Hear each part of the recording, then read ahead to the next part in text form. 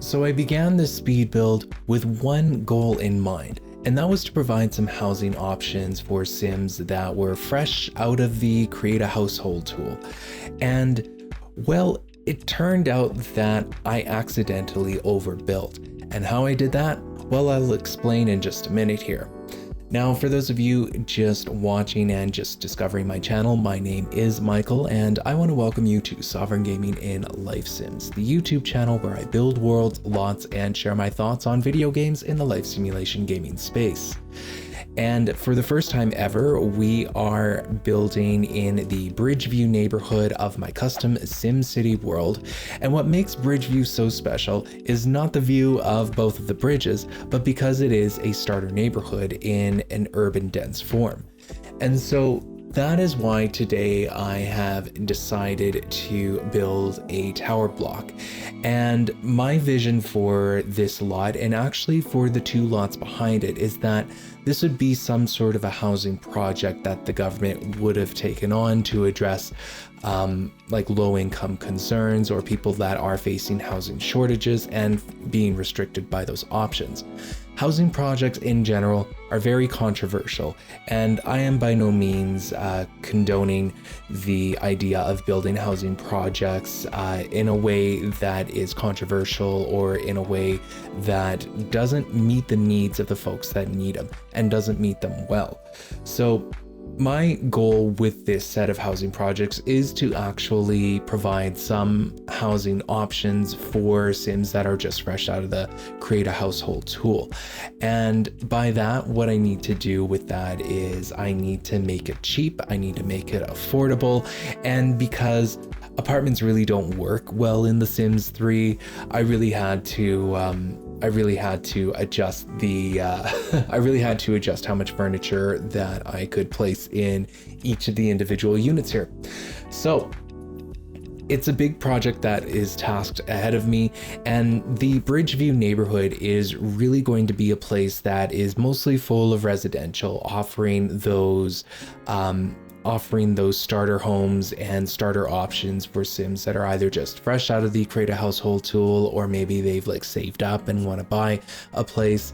And in this particular block, like I just wanted to make this particular block a set of housing projects that would have been phased in. Now, as you'll see on screen here, there are 4 lots that are just right beside this lot on the same side of the street.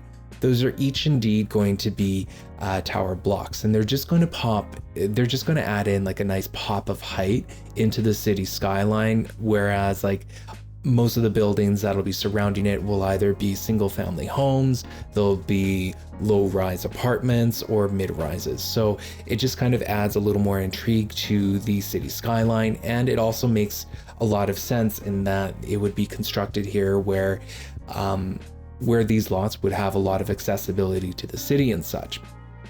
And so yeah, those set of 4 lots will certainly be reserved for these tower blocks that I am placing in, these housing blocks, and they're all going to have the same late night shell, just to try and show that it was like the same developer that had developed all of these. I had modeled these housing projects off of the ones that you see in New York City.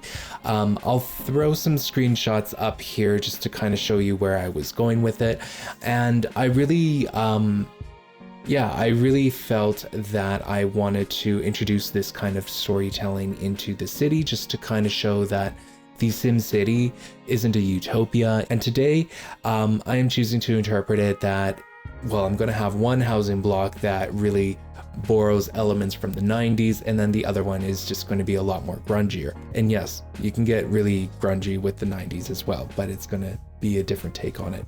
I'll explain it just a bit. In the beginning of this build, you would have seen me try to place the late night shell at a diagonal. Now, the really crappy thing about working with the late night shells is that as soon as you place it, you can't move it with the hand tool, so you have to like literally undo it in order to move it into a different spot. one thing that was very important to me was the positioning of the towers, and I was experimenting before to try and put it on an angle, like a diagonal angle, much like what I did with the science tower and also with the business tower as well. However, like when I went to just kind of go in and edit and see like what the floor plans would be for the residents of this tower, it was looking more like a dog's breakfast than anything else. And so like the diagonals just really don't work well with the grid of the tower and all that. So I scrapped that idea pretty quickly. In my Create a World series, I did stagger out these different tower block lots in case that was going to be an issue. At the time when I was doing the Create a World series, I didn't have the editing game mode, so I really couldn't tell if I would have been able to design it on a diagonal. So I just tried to future-proof it for myself anyways. So once all of these tower blocks are built, the 4 towers that will use the same late night shell here, they will actually look staggered, but they won't be on a diagonal angle, which is unfortunate. But you know what, I would rather have like a proper floor plan than to try and like force it, and who knows what the elevators would have done. I'm gonna be honest with you, I don't think I even have the skill to manage that. Anyways, the idea with this tower and with this set of 4 housing projects was originally I was going to make them all either 3-bedroom or 2-bedroom. The idea being that these housing project towers would be aimed and designed to help out families that needed more housing options. And so that's why I wanted to make most of them 2- and 3-bedroom apartment units. And today we are going to be doing a 3-bedroom apartment unit, and you'll see me just kind of do some preliminary designing in the beginning just to try and get that look and feel there. So that was really my idea behind this all, was just to make it a little more family oriented and to try and keep the price as low as possible so that Sims can afford to actually move into it fresh from the Create a Household world. I mean, there's no point in creating all of these lots and creating all of these neighborhoods for you guys if you can't actually move in a household that you just created from the Create a Household tool into something that they could actually live in. So I really wanted to provide that opportunity here. And you know, the Bridgeview neighborhood, and I'll speak more on this in the next episode, but the Bridgeview neighborhood really is that lowest run on the ladder for the rags to riches gameplay. And you guys will see why in the next episode when I actually build out a single family home in this neighborhood and what that's going to look like. But for now, for here, like for the tower block that I have got going, like I mentioned before, I really wanted to take inspiration from the 90s.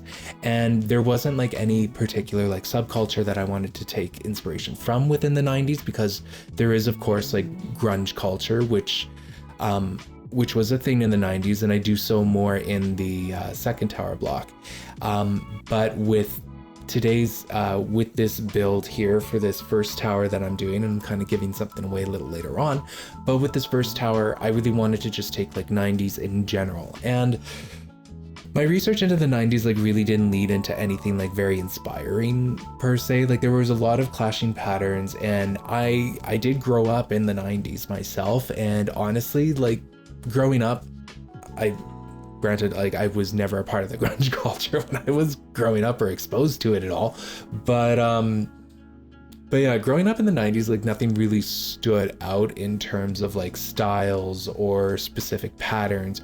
There was nothing to me that really screamed 90s, like when reviewing my childhood. And when I was like doing the research into like what home decor in the 90s looked like, it was there was nothing, again, like very inspiring. Like there would be a lot of whites in terms of there being a lot of white appliances. So I made sure to like use white appliances in the kitchen, for example. But outside of that, like it was very, like I'm trying not to offend anyone here, but I just think that I just wasn't finding the right inspiration, because it just like, I remember the 90s being very plain and being very, you know, just kind of like whatever it felt like a hand-me-down from the 80s and the 70s, and nothing matched together. And that's really what I remember from the 90s growing up.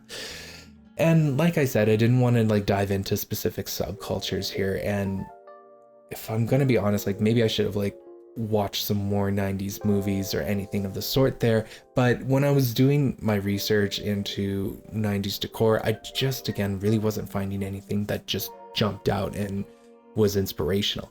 And you'll see in the next episode that the bathroom that I made in the next episode, being a single family home, actually ended up looking a lot like this one that I ended up doing here. And I thought that the one that I was doing here was very 90s, but then when I was doing research for the next build, it felt like it was from the same era. So maybe it's just a user error and me just not being able to execute on a vision, but that was really what I was going with this first apartment tower. Because I was so dedicated to trying to make this apartment as 90s looking as possible, I've kind of given it away, and I'm sure that I have given it away in the title and in the thumbnail, but I accidentally ended up going over budget. But luckily I didn't go over budget by much. So there's that, right? So yeah, at the end of this build for the first tower, I ended up going over budget. Luckily though, I did do some play testing. Once again, I do play test all of my builds, and a couple from the Create a Household, like fresh from the Create a Household tool, can actually afford this. And this ends up being a 3-bedroom apartment. So, you know, there is that going for it, that even though a single sim wouldn't have been able to afford it, if you gave that single sim a roommate, or if you are playing with a married couple, they will actually be able to afford this. So, you know, it's got that going for it. It's not affordable for a single sim, but it is affordable for a couple, which is exactly, it didn't hit the goal of me wanting a single sim to afford this, but it did hit the goal of it meeting a low income need, or a fresh income need, I guess, if we're talking about the Create a Household tool. I did end up loving how the towers come together, and in the backyard, or quote unquote the backyard, I did place some basketball nets, and I really like the way that the environment turned out. Again, my inspiration for this was the project towers from New York City, and I believe that I even took inspiration specifically from Manhattan, and even the color was something that I took inspiration from for the exterior of the towers, which is why I selected the towers that I did. Speaking of these towers, I did mention that the 4 are staggered, one sitting a little further back from the street and one sitting closer. This one sits a lot closer to the street, which is why I decided to add in a parking lot. And when it comes to placing parking options in the urban core and with these rabbit hole buildings, these shells that came with late night, I know it's going to be a very much a struggle. In the past, like I used to just throw down an alley or a surface parking lot like I've had to this time and just kind of put in the cars and call it a day. However, you know, when it comes to like surface parking, I just kind of wanted to make the most sense. Whereas like with most of these like high-rise buildings or with taller apartment blocks, there's usually like an underground portion of the like the parking is placed underground is really what I'm trying to say there. And I know that I can do it. However, it is a pretty big challenge to actually try to accomplish. For example, like I know that if you place some, and you would have seen this in the beginning, if you place one of these shells on top of a set of walls, the set of walls will actually completely nix out the grid on the upper floors that you would actually build on. And so that is incredibly annoying. I know that I am capable of actually doing some sort of a ramp underneath the building, so I don't know how that form is going to take place, whether I just need to build like some sort of a square shell just behind a building that leads to an alleyway or something, but it just has to make sense. And so what made sense for this lot in this case was doing some surface parking. Unfortunately, because it is staggered and because I did decide to fill the other tower blocks with sidewalk in front of them, it doesn't make sense to have any kind of parking or surface parking at all, because it's just bordered by sidewalks from all angles for two of the other towers. And you'll see as soon as I start building the second tower what I mean there. So yeah, the surface parking made sense for this tower and for the last tower that I'll build that is actually directly facing the street, but it doesn't for the other two. And it doesn't, like, surface parking is not something that I think makes sense for any future high-rise builds either. So like I mentioned before, I have accomplished it in the past where I was able to get a ramp to lead down somewhere, and so I'll probably continue doing that. And how it actually turns out or not, and whether I can pull it off, is a whole other story. But there's a lot of things. There's a lot of pieces on the board that are moving at the same time, so to speak, when I'm trying to do that, and also trying to place a high-rise building shell properly. I might experiment with it in one of the downtown builds. Actually, I will have to for one of the luxury condos or penthouses that I'm going to build. So it's definitely something that's on the horizon, that's in the relative near future, I would say. It probably won't be happening until a couple of weeks out, at least 3 weeks out from this episode here. So we shall cross that bridge when I get there. But yeah, the struggle was real when trying to decide on what parking solution would serve this tower best and what would serve the other complexes best. In reality, I absolutely do think it would be underground parking, but I just couldn't get it to work properly for me. This might actually be something that I experiment with in the upcoming edit episode that I'm going to have before I get around to uploading the world and all that. So be on the lookout and see if I experimented and braved it for that, because I'm kind of getting a new idea now that I'm talking it out loud, and I'll see if it actually works or not. As I keep mentioning, the source of inspiration for this set of tower projects was from New York. And so I even wanted some of the interior, specifically just the public areas, to also take inspiration from that as well. So it's why I was very careful with selecting the public area floors, and also I guess it's bricks that kind of go into it as well. So yeah, there's lots of sources of inspiration for that, and I was very happy with the way it turned out. It very much felt like that housing project feel that I was going for, and so yeah, I just decided to roll with that style for the public areas. Now, I know I just talked about making the interior of this apartment unit being a 3-bedroom apartment into the 90s, and I kind of like, I know I didn't like describe the 90s in the best of lights there, but I just wanted to reassure you that I'm not purposefully trying to make these builds ugly or not. I am trying to like switch up the styles just to keep it refreshing for myself, because there's only so many neutral palettes that I can lean into here. But yeah, the idea with these with this set of with this particular portion of Bridgeview is that I'm going to have some residential builds inspired by certain eras, and other residential builds might even be modernized. So the next 3-bedroom tower will likely be one of those ones that takes on more of a modern or contemporary color palette and style, rather than this one, which really takes from the 90s. And and so yeah, I'm trying to like keep it varied, and trying to like, especially when it comes to apartment builds, to introduce like a specific style into it.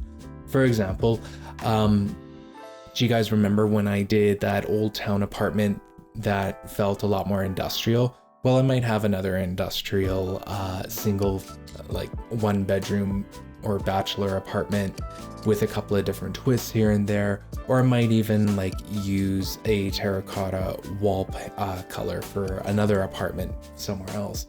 The idea is to try and like give a sense of individuality to each of the apartments and to each of the houses that we find in this world. And yeah, so that was kind of the idea here. Unfortunately, like I did go over budget for the 90s for a 3-bedroom home, But luckily, like when we get to the second tower, you'll see that I am able to easily meet the, like, stay under budget for the 1-bedroom version. So yeah, I'm still happy with the way that this turned out and for the purpose that it serves. And yeah, that's another thing as well, is that because I want this tower to be pretty much the same to the other 3 towers, it made building 2 towers such an easy solution for what I was looking to accomplish. Just because I kind of missed my goal of providing some housing for a single sim fresh out of the create a household tool, it doesn't mean that I wasn't able to just like copy and paste this tower and just change up the insides just to actually meet the original goal that I was looking to meet there. So yeah, I'm very happy with it. Like Bridgeview is obviously, like I'm calling it right now, Bridgeview is going to be one of my favorite neighborhoods to build out, just because I feel like it's going to offer so much diversity in terms of housing, starting with like these project blocks to like duplexes and triplexes and single family homes. Like there's going to be a lot to actually work with here in terms of being a player and actually experiencing SimCity for yourself. Like you're going to have a lot of options. And then like later on when I build out Blue Water Village, that's going to have a completely different look and feel, as it's going to be a lot of single family homes that are larger suburb houses. Oh, speaking of which, I'm not sure if you're going to see it on screen already, but I decided to only build out 1 bedroom of this 3-bedroom apartment, and the reason for that is that I wanted to keep the costs of this apartment down so that, you know, a couple can afford it. Or in this case, I thought that a single sim would be able to afford it, but you know, joke's on me. I went overboard with the with the 90s decor, or what I thought was the 90s anyways. And yeah, I I went over budget for that, and yeah, I still kept the 2 spare rooms empty for that reason, just to keep the cost down low. And that's another thing with The Sims 3, is that you can't rent apartments, you can only buy apartments. And there is an apartment feature here that you can like switch a lot to be an apartment lot, but then it like forces roommates onto you, and the gameplay just really sucks for that, and I don't care for that. So because it's not my playing style, and because like I don't think anybody's really enjoyed the apartment lot type in The Sims 3, because the roommates get everywhere and they never respect any of the doors, and you're always like messing around with the door lock system and all that. But yeah, I don't think anybody's like really enjoyed that system. I'm sure that there's a mod out there that corrects it, don't get me wrong, but it's definitely not a system in the vanilla game that I think that players enjoyed, which is why I just decided not to make these technically considered an apartment lot within the Sims game. It's just, you know, technically considered a condo since you would be buying it. But yeah, still the cheaper option is there for players. When you see me get to the bathroom, you'll notice that I try to adjust the toilet seat texture and color. If there's one thing from the 90s that I do recall quite vividly, is that everybody had a strange relationship with their toilet seat cover. Now, I don't think it's necessarily a 90s thing per se. Probably like it was one of those things that was left over from the 80s, but everybody either seemed to have like a furry toilet or or something, and it was always like brightly colored too. So that's something that I remember, like when visiting family or going over to people's houses and stuff, is that the bathrooms would have these really loud colors, and everybody would try to like warm up their bathrooms by having really loud rugs or toilet seats that are made from rug material and all that. So it was an interesting time, and like sometimes like there was even carpet in the bathroom, which I don't know which I don't know which asylum that person escaped from to think that that was a good idea. And and all that, but you know, people used to have carpets in the bathrooms as well. But like throughout my research, I found that it wasn't necessarily something that was isolated to just to just the 90s. It was also like earlier as well, like dating back to the 80s and 70s, if I remember correctly. I'm not so great with my eras, you guys, and I don't know why I challenged myself by creating something from the 90s of all eras, but but yeah, I'm better with like I'm better with styles that are outside of era styles. And I do have the 70s, 80s, and 90s stuff pack installed as well for The Sims 3, but there's not a lot of stuff from the 90s. Like, you'll even see me use a couch that is from the Country Living DLC, because like the 90s was really like a mishmash of a bunch of different styles that never went together. Like, you'd have a white kitchen, for example, with white appliances, but then your dining room would have these really yellow woods, and yeah, it would never like go together. It would always be, it would be very much like this room is one color, this room is another color, and it never flowed. Maybe that's just my memory serving me incorrectly, or maybe I was just like exposed to a lot of bad decor back in the 90s. But yeah, that was something that I really I really walked away like from my research and all that, is just that everything was very much like a different space that used a completely different color scheme from one another. And yeah, like none of the objects from The Sims 3 really kind of fits the bill in terms of the look and feel that I was going for, so I really had to rely on colors and such. Like, I even think that the TV set that I ended up using, which is something that I would have found back in the 90s, but it's really something that was popular in the 70s. So you kind of get what I'm saying, in that the 90s really felt like this recycling bin of style. I'm gonna get, man, you guys are going to troll me for this. But yeah, 90s was never an era that spoke to me, even when growing up in it. Like, I never got it. And like now that like when people reference the 90s and stuff, I'm just like, I don't get what you're trying to say there. Now, there is something to be said about like rap and R&B music. Like, the music scene was pretty cool in the 90s, specifically in the rap and R&B music. But yeah, stylistically, like nothing really jumps out at me like from the 90s. And you know what, to be fair, like with the Sims 3 stuff pack for 70s, 80s, and 90s, it offered a lot of great stuff from like for the create a sim, and like for clothes, and not so much hairstyles, but for clothes and stuff, it offered quite a lot. So that was really the focus of that that stuff pack, but they could have expanded a lot more in the 90s. They could have touched on more of the grunge themes and all that. Like, even the Sims 3 store doesn't do grunge all that well, in my opinion, and that was something that could have been done a lot better. But yeah, the way that this I'm gonna move on to something else, because I'm getting a little tired about talking about the 90s, but I know that when we get down to the second tower, I'm gonna have to revisit it again, because again, I decided to take inspiration from the 90s. All right, let's talk about these late night shells.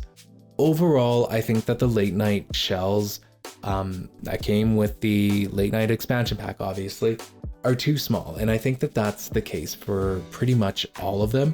They're too small in one way or another. In this case, like this tower shell, I do feel like it was the perfect size for what I was looking to accomplish here, but I just kind of feel like the space that you have to play within it is just a little too small, like when designing your room layouts and such, because a 3-bedroom apartment is honestly not going to take up half the floor, so, or like a third of, or 40% of the floor, I guess, we're including the elevators, and that kind of bugs me.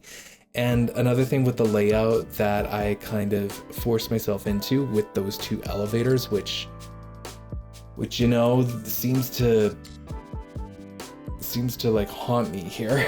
I can't believe I placed 2 elevators in here, but I did, because I wanted there to be an adequate amount of traffic flow.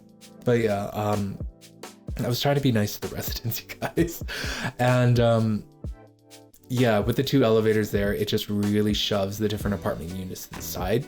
And with the 3-bedroom apartment, it just was really, you know, it forced me to build more vertically and to put in like an adequate enough space for each of the bedrooms plus a kitchen and all that. So, you know, maybe it would make more sense with a 2-bedroom, but with a 3-bedroom, it took up half the floor, and I don't think that that's realistic.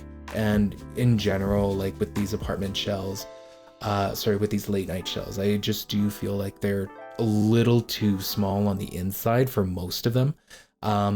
Like with this one here, I would have loved to have just one more row and column of buildable space to work with, and it would have been fine, but not so much here.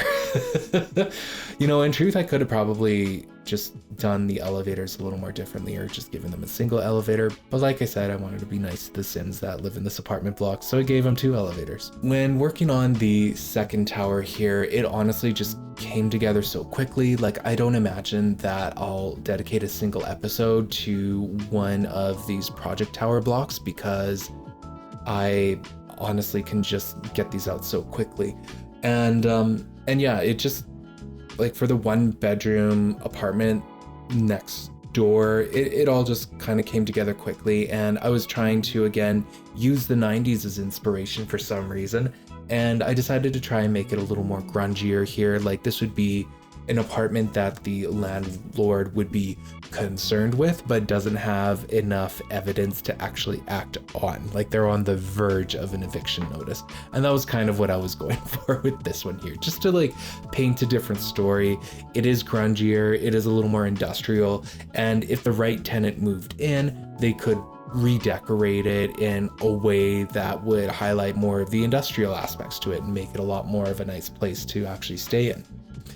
Another thing that I tried to adhere to when doing the apartment designs, like with both the 1-bedroom and the 3-bedroom, is that back in like the 80s, I would say, it started changing in the 90s if I remember correctly. I could be very wrong on that one, but I know that for older apartments that were built in like the 70s, 80s, and I guess in the beginning of the 90s, the open concept floor plan wasn't really a thing unless you had like a studio or a bachelor apartment where it's kind of forced on you, but open concepts wasn't really a thing. It was more so about like hallways and very much segregating one room to another. And that was something that I tried to design here in the floor plan, is trying to segregate each room from each other by either placing like an archway to lead into the kitchen or a door. In the case of the 1-bedroom apartment, I think it really worked out to its favor because it just gave me like an extra corner to place the fridge and stove against. But as you'll see me, if not already, I had to change the side for everything there because it was conflicting with the tub. And the tub was another thing that was very expensive, but I felt like having a shower tub combo is something that's very necessary in apartments in general. I know that it's not the case with all apartments across the world, but I kind of feel like you need to have either a shower tub combo or like wherever you can. And, you know, especially in the 3-bedroom apartment, I would think that would almost be necessary there, like by a building code, but again, I could be wrong on that. But yeah, the grunge apartment came together really well because it was so under budget. I was able to add in a couple of extra decorative pieces there. And by decorative, I mean placing the couches on crates and using more crates as like a coffee table and such. Again, I do play test these lots, so everything is fully functional in this lot, and your Sims also get to save a little bit of money when they decide to move in here as well. So, you know, even though I didn't set out to create 2 of these project towers, the good news is that they will be available to download when I do release the SimCity world. So more housing options are there for you guys and all of that. So yeah, that's pretty much all that I needed to speak on in regards to both of these project towers. I love how they both came out. Even the second tower, which is just, you know, as you guys seen, surrounded by a sidewalk, probably a design shortcoming of mine, but hey, but hey, I'm not perfect. But yeah, if there's one thing that I would change, I would probably go back to the first tower and maybe try to add in some sort of an underground garage of some sort. Like I said, I just got an idea as I am recording the voice audio for this, for a way that might help it to make a little more sense, because as much as I don't mind like a surface parking lot here and there, ideally, if I'm gonna have like some sort of an underground parking lot, I want it to lead out into an alleyway where it does make sense. And having it directly on the street is not something that is typically found in cities. Like it is, okay, it's not as, what am I trying to say here? Like I don't want it to be common in my city is what I'm trying to say. Like I think that underground parking entrances are better when they flank the when they drive out onto like an alleyway or a side street, not like a main street like you see in my world, which is all that it's made of, really. But yeah, I'll look into that. That is one edit that I would try to make, is try to add in some sort of an underground parking lot to the first tower. I don't think it's possible with the second tower, only because, like I keep mentioning, it's surrounded by sidewalks, and I just don't think that it is feasible for a car to just like drive all the way on the sidewalk. If I was smart, I would have actually designed this a little differently in the Create a World tool, but you know, now that I'm running into this problem, I'm just gonna have to make do with what's been done. Well, I'm gonna end it off here. I just want to thank you guys so much for, I guess, listening to me ramble and watching this speed build just kind of come alive right before your very eyes here. I do appreciate it. If the tours aren't already playing, then please stick around for those tours as well. The skyline shots are starting to look really nice, and once everything starts building out, I just can't wait for some of the mid-rise density to pop in. But anyways, that's not for a long time. Anyways, I just wanted to say thank you so much for watching, and if you enjoyed this video, if you've enjoyed this series, then feel free to consider liking and subscribing if you haven't already. Thank you so much, and have yourselves a wonderful day.